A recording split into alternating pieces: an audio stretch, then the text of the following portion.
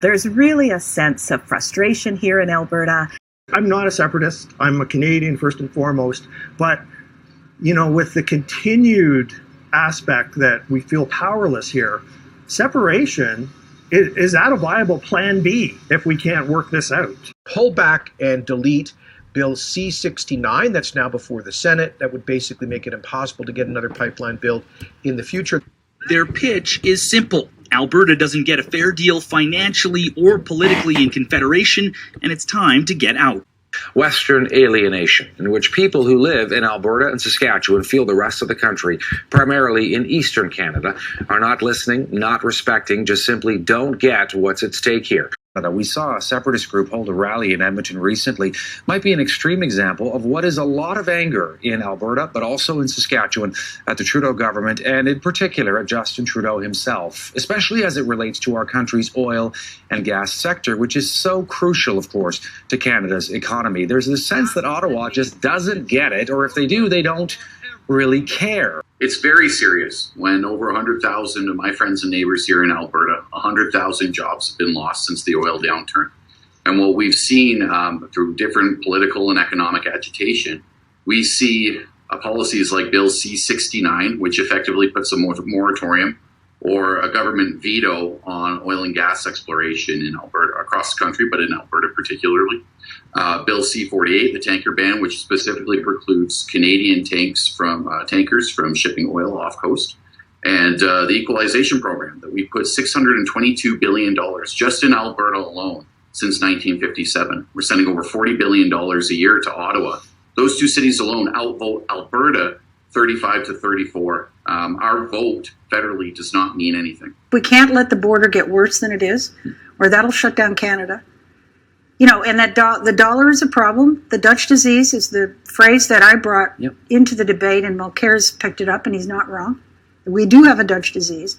We're going to be a commodity-based economy. We can't have a currency that's relatively small, ruining tourism and manufacturing in one part of the country because commodity prices are higher than that. We have a productivity gap that is very serious. We're 17th in the world. The Americans are very productive. We've got a lot of things we've got to work through. And I just think that we should think about our partner. In Quebec, protesters saying this pipeline is a huge threat to the environment. Wall is saying, no, come on, it's not really about that. What's your sense from Alberta?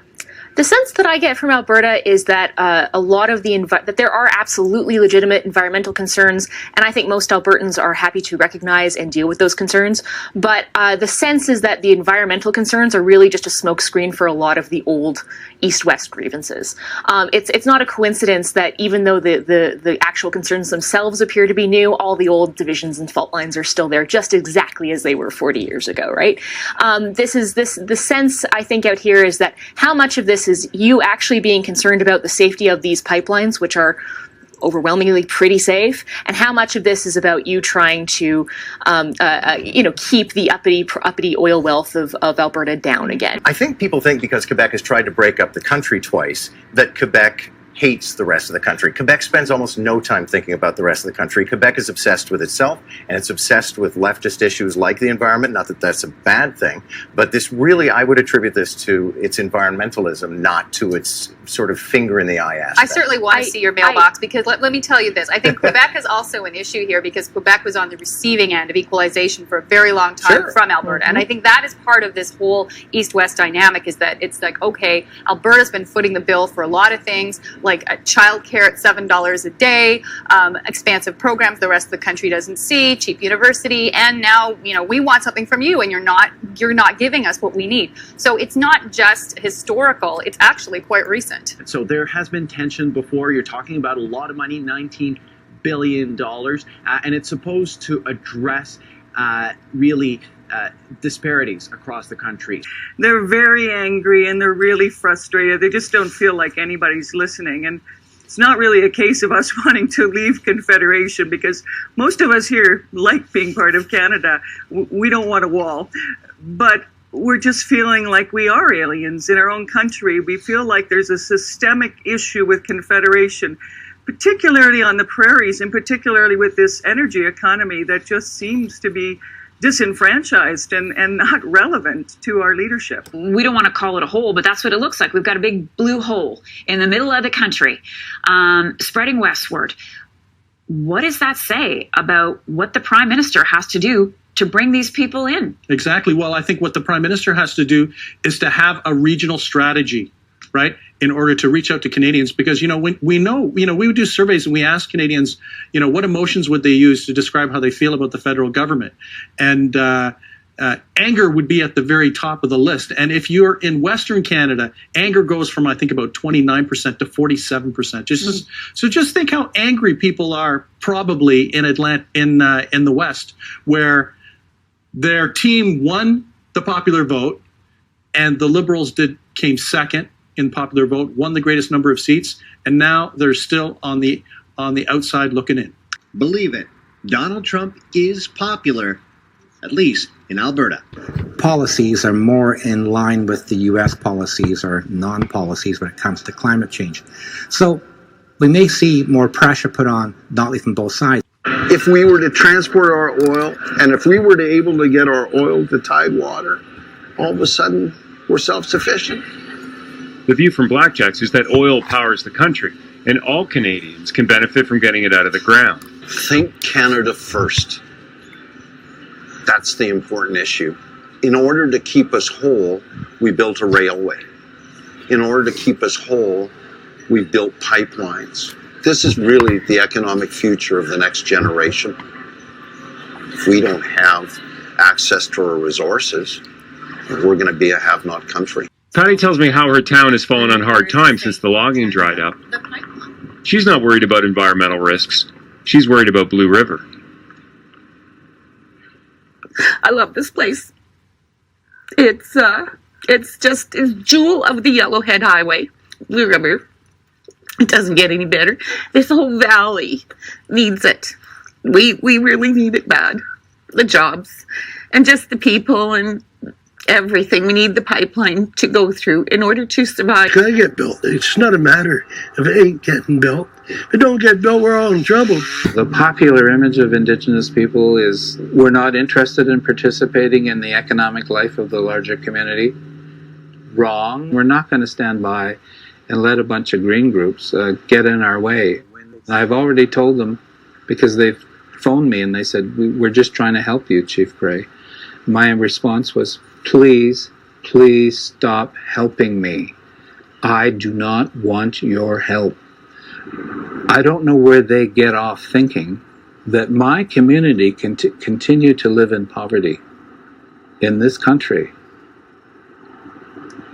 by opposing developments like this that we see as important. The rest of the country, especially under the leadership of Justin Trudeau, doesn't want the energy sector to be allowed to work.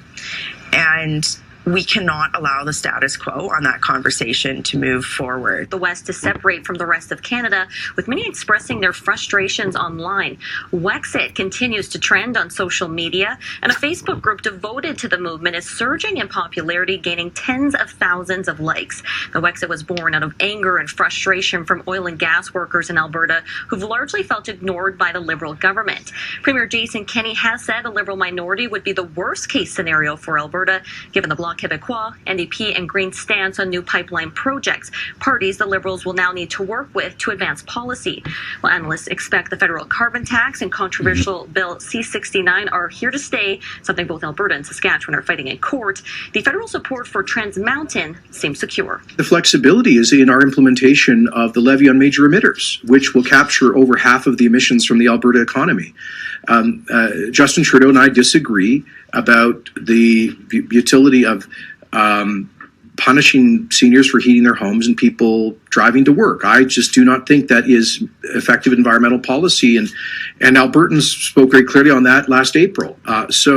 But you know, I would, on this point, Dean, I would say like the carbon, the levy on major emitters through the tier levy is a very significant piece, and we'll be setting that at $30, which is where the federal government wants us to be in 2020. And we are actually working very closely with the Federal Department of the Environment on the technical application of the tier levy to industrial emitters. So there actually is a fair degree of cooperation there. But we will not see eye to eye when it comes to punishing people for heating their homes.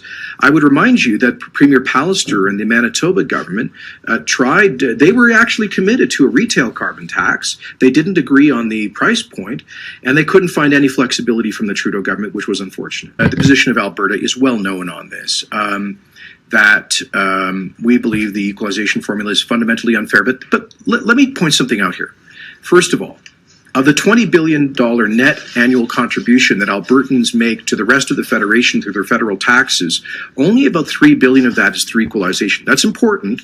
You know why? In part because it's insulting to us that we have to subsidize provinces that choose not to develop their own resources with the resources that we develop. We think that's a perverse incentive for other provinces not to develop their resources. And we think it's fundamentally unfair that it keeps going up and up. There's no ceiling. There is a ceiling on the fiscal stabilization program. There's all sorts of ways in which equalization is unfair.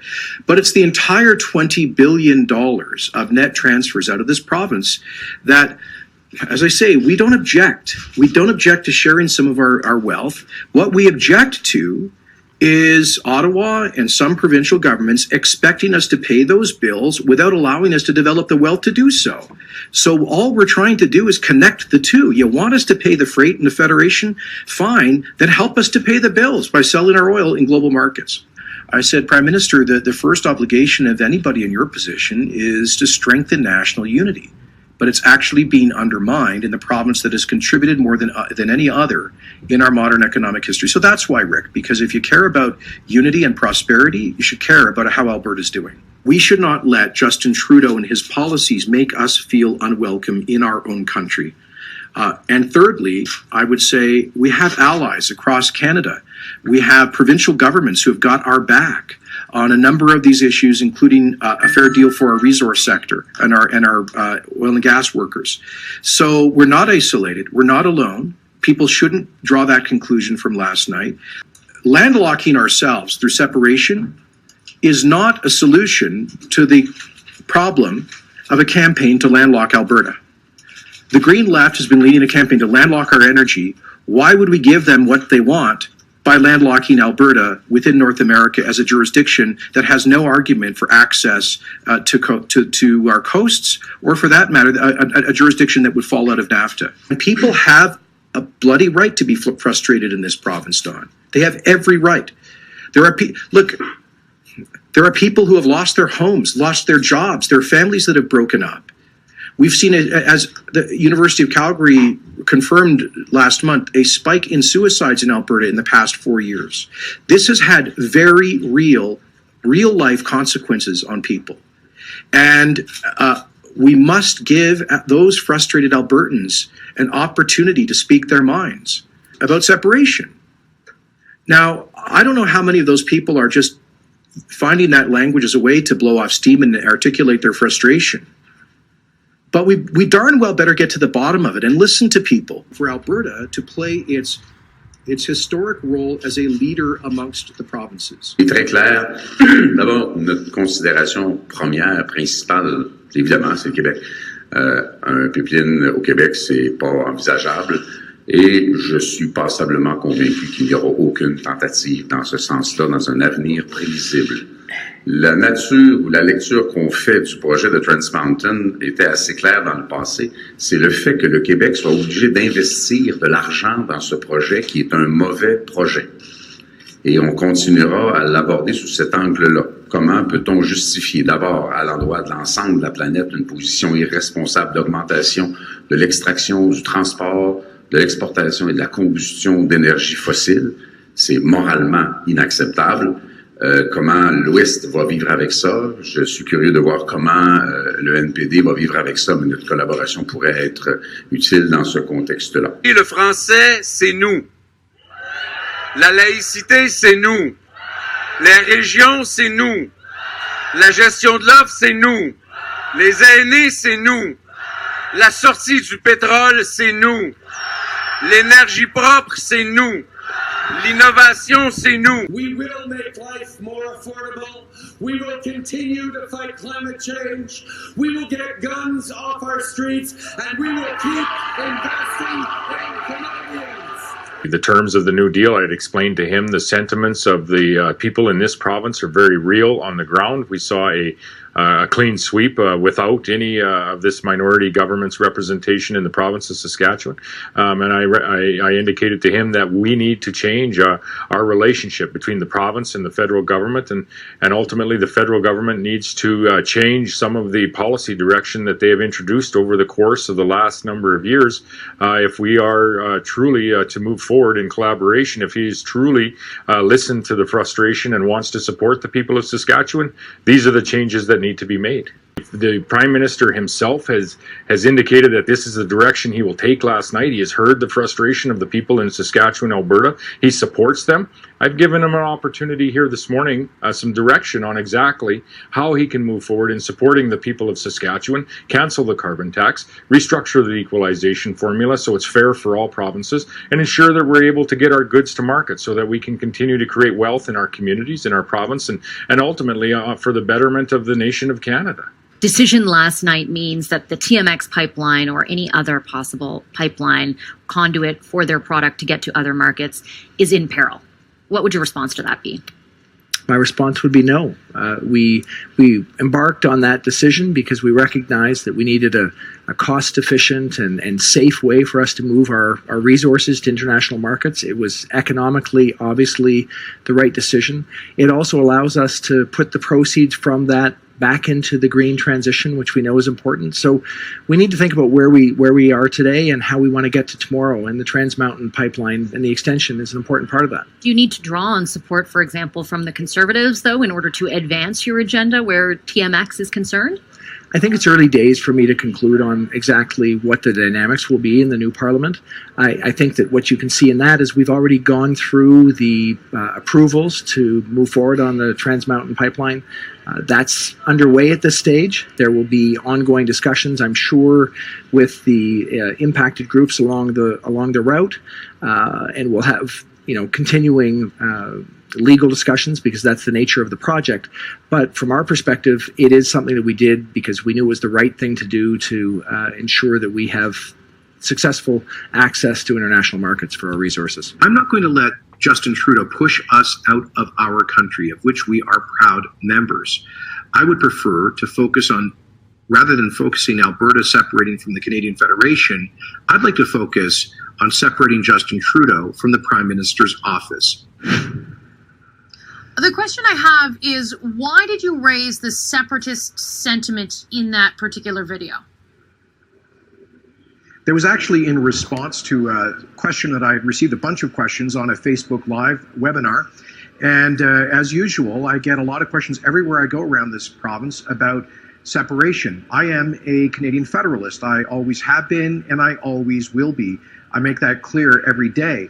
But I also understand the reason why a growing number of Albertans feel a deep frustration in the Federation. They feel like everywhere that we've played by the rules, contributed massively to the prosperity of the Federation, contributed over $600 billion net to the rest of the Federation over the past 6 decades, and yet everywhere we turn, we feel like we're being blocked in and hemmed down. Prime Minister Trudeau, who killed the Northern Gateway pipeline, killed Energy East, surrendered to a veto on Northern Gateway, bungled Trans Mountain, is threatening us with a punitive carbon tax, has brought in the No More Pipelines law, C-69, the prejudicial attack on Alberta oil exports off the Northwest Coast, and many other policies that have had a very negative impact on jobs and incomes here in Alberta. So I'm saying to folks who are talking about separation, we Albertans are proud Canadians. Let's work to fix the problems in the Federation, beginning with a change in the federal government.